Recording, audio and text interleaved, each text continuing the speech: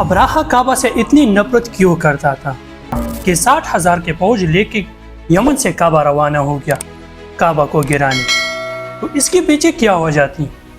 सबसे पहली वजह तो ये थी कि काबा पूरी अरब के लिए एक मुक़द्दस जगह बन चुकी थी और सारी अरब से लोग काबा इबादत करने आते थे, जिससे चंद लोग बड़ा रकम कमाते थे। तो अब्राहा को ये बात बिल्कुल भी सही न लगी, क्योंकि वो ये सोचता था कि ना इनका कोई गवर्नमेंट है ना कोई बादशाह है, और फिर भी काबा अरब का सेंटर बनते जा रहा है।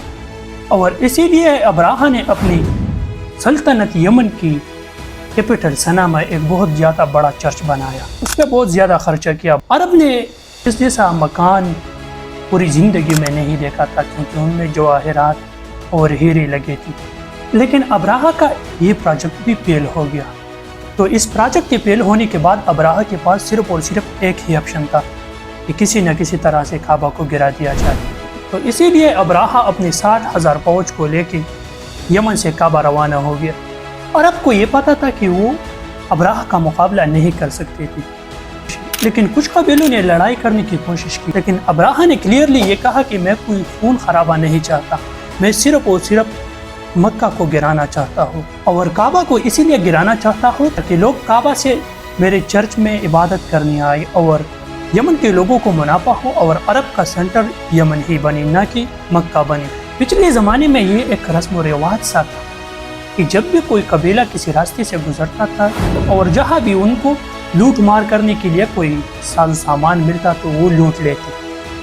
तो अब्दुल मुतल्लिब का सामान, अब्दुल मुतल्लिब के कुछ ऊँट अब्राहा के हाथ लगी और अब्राहा वो ऊँट अपने साथ ले गया। अब्दुल मुतल्लिब अपने ऊँट को लेने के लिए अब्राहा के पास आए और उनसे कहा कि मेरे ऊँट वापस कर दो। ये सुन के अब्राहा हंसने लगा और कहा कि मैं तो आपको बहुत ज़्यादा बहादुर समझता था, लेकिन आप तो बहुत बुज़दिल निकले, और कहा कि सिर्फ अपने ऊँटों के लिए यहाँ आए हो। अब्दुल मुतल्लिब ने जवाब में कहा कि मैं अपने ऊँटों का मालिक हूँ और इस घर का जो मालिक है वो जाने और तुम जानो, लेकिन मैं इतना बता दूं कि आज तक इस घर को कोई नुकसान ना पहुंचा सका।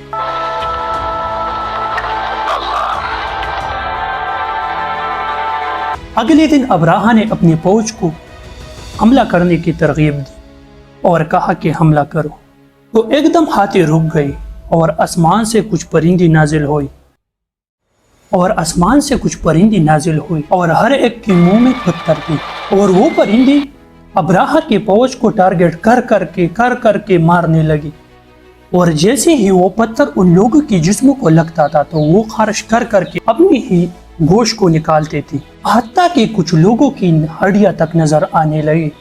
और ये सब देख के अब्राहा की फौज मैदान छोड़कर भागने लगी।